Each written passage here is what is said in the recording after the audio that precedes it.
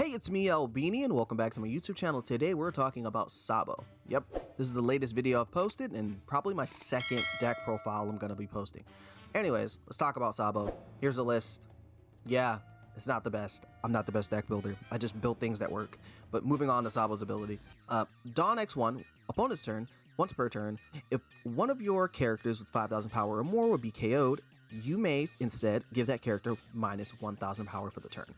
When seeing that the first time, I immediately thought, man, what red card wants to be protected when attacking? Your rushers or your big bodies, your vanillas, and I'm like, yeah, but also I looked at the dark side, the black. The black part of this character gives off the strongest blockers in the game with the craziest effects. Now, I'm gonna say it how it is.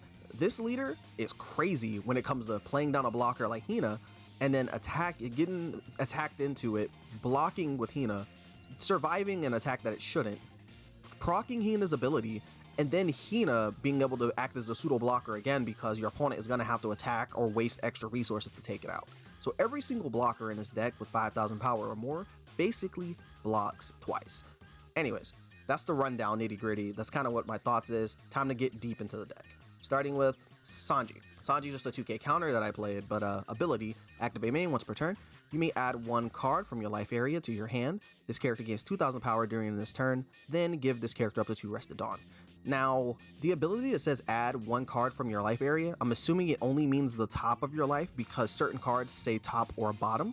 Therefore, this one is kind of relegated only to the top. Moving on. Standard, Rush Zoro, 3 cost 5,000 power with Rush. Moving on. Silly tech pick, Usopp.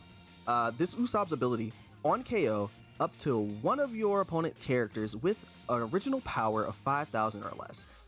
This card came up a couple times in testing when my opponent would attack into it, trying to take it out, but not after realizing they already relegated some Dawn to a character that hasn't attacked yet, and it just so happens to be less than 5,000 power.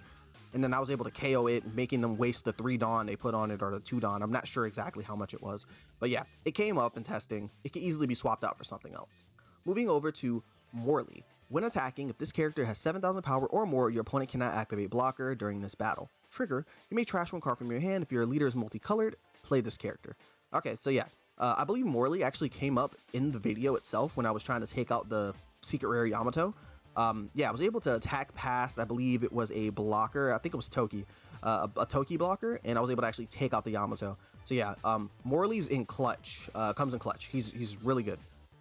Yeah, I'm keep my eye on Morley. This card's actually solid and is not relegated to only Revolutionary Army, just multicolored.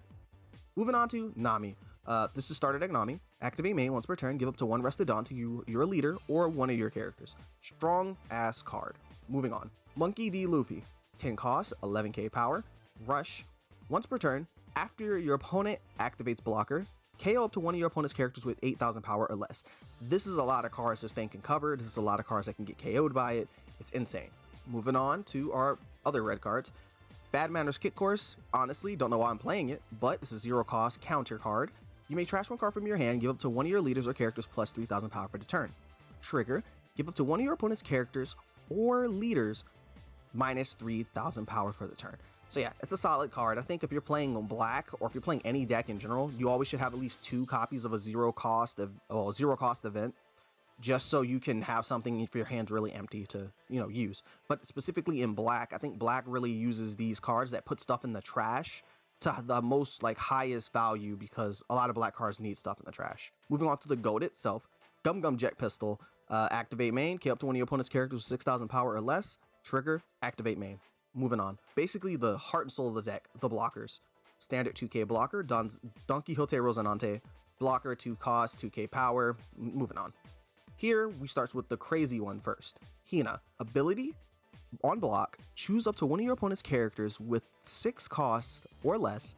That character cannot attack during the turn. So you can block with Hina, target another card, make it so it can't attack, and then the next card has to attack into Hina, basically absorbing 3 attacks. This is insane.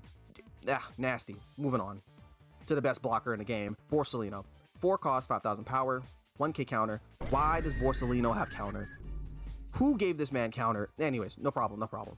Opponent's turn. This character gains 1,000 power, cannot be KO'd by effects, and it's a blocker. Enough said. Moving on. Sabo. 5 cost, 6,000 power, 1k counter, on a blocker, on play, your characters cannot be KO'd by effects until the start of your next turn. Draw 2, trash 2.